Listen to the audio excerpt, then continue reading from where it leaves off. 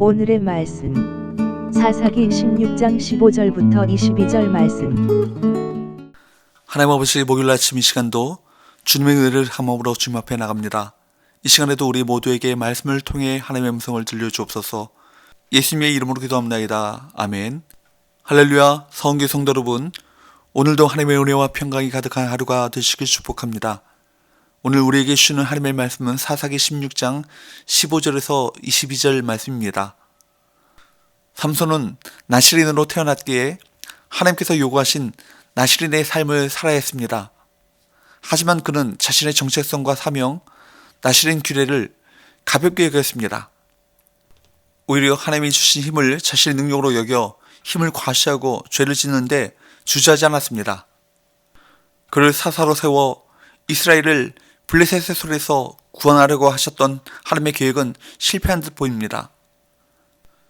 그러나 하나님께서는 그런 삼손의 삶마저 사용하셔서 당신의 뜻을 이루어가셨음을 본문을 통해 보게 됩니다. 들릴라는 삼손이 가진 초인적 힘의 비밀을 풀기 위해 노력했지만 3번의 시도가 모두 실패하고 말았습니다. 이제 들릴라는 이전에 딥나에서 삼손의 아내가 협박하던 방법을 이용합니다. 15절 16절 들릴라가 삼손에게 이르되 당신의 마음이 내게 있지 아니하면서 당신이 어찌 나를 사랑한다 하느냐. 당신이 이로써 3번이나 나를 희롱하고 당신의 큰 힘이 무엇으로 말미암아 생기는지를 내게 말하지 아니하였도다 하며 날마다 그 말로 그를 재촉하여 조름해 삼손의 마음이 번뇌하여 죽을 지경이라. 그녀는 삼손에게 여러 번 속자 이제는 그의 사랑을 의심하며 그를 강하게 압박했습니다. 처음에는 장난처럼 거짓말을 둘러댔던 삼손은 이제 번뇌하여 죽을 지경이 되었습니다. 그의 마음에는 평안함이 없습니다. 하나님을 사랑하지 않고 이방 여인을 사랑한 그에게 행복과 평안이란 없었습니다. 그 사랑마저 자기 욕심에서 비롯된 비뚤어진 마음이었기 때문입니다. 그리스도인의 평안은 하나님을 사랑하는 마음에서 나옵니다. 하나님의 백성은 하나님과 세상을 동시에 사랑할 수 없습니다. 마땅히 하나님을 사랑해야 하는 하나님의 자녀가 세상을 사랑하면 그 마음에는 번뇌가 그치지 않습니다. 모든 문제의 답은 하나님을 향한 사랑임을 기억하십시오. 17절에 보면 삼손은 어리석게도 들릴라에게 진실을 털어놓았습니다. 자신이 모태에서부터 나실인이 되었고 머리털을 밀면 힘을 잃어 다른 사람들처럼 된다고 했습니다. 이런 고백은 그의 실제 삶과 매우 괴리되어 있습니다. 그가 자기 정체성을 기억하고 있었다는 사실이 놀라울 정도입니다. 이런 인식을 가진 사람이 눈에 보이는 대로 살았다는 것이 매우 충격적입니다. 하나님께 나실인으로서 사명을 받고 이를 인식하고 있었던 삼손이 어떻게 그렇게 살았는지 의구심을 갖지 않을 수 없습니다. 이로보건대 아무리 하나님께 직접적으로 소명을 받았어도 그 인식에 일치하여 삶을 사는 것은 개인의 책임이라는 사실을 알 수 있습니다. 왜 삼손은 영적 인식을 가지고 있었음에도 하나님의 영광을 위해 살지 않았을까요? 보기에 좋은 것들만 추구했기 때문입니다. 삼손이 기준으로 삼은 것은 하나님의 말씀이 아니라 자기 욕망이었습니다. 하나님의 말씀을 따르지 않고 눈에 보이는 것을 아무 생각 없이 쫓으면 죄에 점점 더 깊이 빠져 회복 불능의 상태가 됩니다. 첨단 미디어가 발달한 이 시대에 사람들은 수도 없이 시청각을 자극받습니다. 이런 시대에 하나님의 말씀을 유지한다는 것이 결코 쉬운 일은 아닙니다. 그러나 좁고 어려운 길을 가는 것이 그리스도인의 숙명임을 기억하시고 그 길을 흔들리지 말고 올곧게 걸어가시길 바랍니다.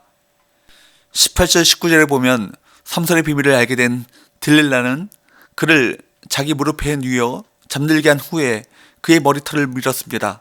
그리고 블레셋 방백들을 불러 모았습니다. 20절에 보면 잠에서 깬 삼손은 이전처럼 그 위기를 넘길 수 있을 거라 자신만만하게 말했지만 이미 여호와의 영이 떠나셨음을 알지 못했습니다. 전과 같이 나가서 몸을 터치리라 라고 말하는 것을 보면 그가 하나님이 이미 떠나신 것도 알지 못했다는 것을 알 수 있습니다.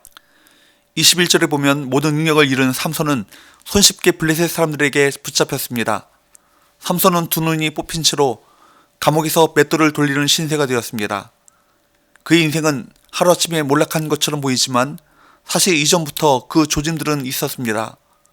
이방 여인과 결혼하고 기생을 찾으며 사체를 수도 없이 만지는 일들이 쌓이고 쌓여 결국 여호와의 영이 떠난 지경까지 이른 것입니다.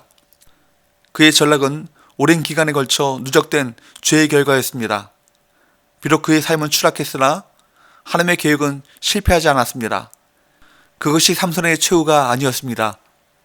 22절에 보면 삼손의 머리털이 다시 자라기 시작합니다. 먹구름의 한 줄기의 빛과 같이 그에게 무언가 놀라운 일이 일어날 것 같은 기대감이 고조되는 것이죠. 삼손은 한평생 나실인의 삶을 제대로 살지 못했지만 하나님께서는 그가 태어나기 전에 이미 예고하셨습니다. 그가 죽는 날까지 나실인임을 말입니다. 하나님의 계획과 상관없이 마음대로 살지 마십시오. 하나님께서 명하신 대로 거룩함을 추구하며 그분의 영광에 동참하는 삶이 복된 인생인 것입니다.